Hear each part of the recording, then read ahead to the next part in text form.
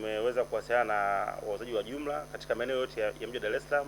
Ukienda Manzese tuna matawi, ukienda Mbezi mwisho, ukienda Tegeta, ukienda maeneo ya Mbagala. Kwa hiyo tumejaribu kusambaza kwa wale wauzaji wa jumla. Kwa sasa hizi tumeweza kukava eneo kubwa la mkoa wa Dar es Salaam. Lakini pia tunatoa nafasi au fursa kwa watu mbalimbali ambao wanauza kwa jumla, wanaweza kuwasiliana na sisi ili kuweza kuwapatia, kwa sababu tunaweza kufanya nao biashara.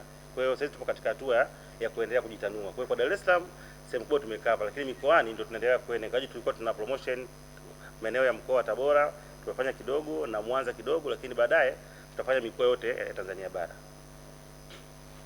Kumekuwa na baadhi ya makampuni umezungumzia hiyo ni energy, lakini ndani yake kuna alcohol. Sasa kuna zile slogan responsible haiuzwi kwa wenye umri chini ya miaka 18. Nyinyi tunasimama wapi katika hizo slogan?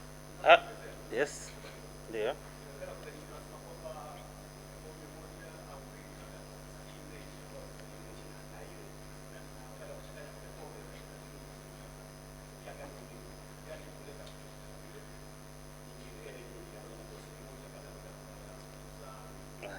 Sawa. Okay. Nafikiri kwa swala la kwanza ambalo ameanza kuongea brother hapo, nafikiri kila kitu kipo kwenye product yetu tumeelezea, kwa sababu ni product ambayo imekidhi vigezo vya TBS, kwa sababu huwezi ukawa na product ambayo haijakidhi vigezo vya shirika la viwango. Kwa hiyo imeandikwa, na kama ina alcohol obviously tunafahamu ni kuanzia miaka 18. Lakini kama ambavyo imekuwa ni bia nyingine, hatuwezi kukwambia pengine unywe moja tu. Unaona, utakunywa kutokana na kiwango chako. Unaona? Kuna mwingine anaweza akapiga bia 2, 3, 4, 5, lakini hapa alcohol iliyopo ni 12. Kwa hiyo ni uwezo wa wewe kuweza kujipima sasa kutokana na edi yako iko vipi.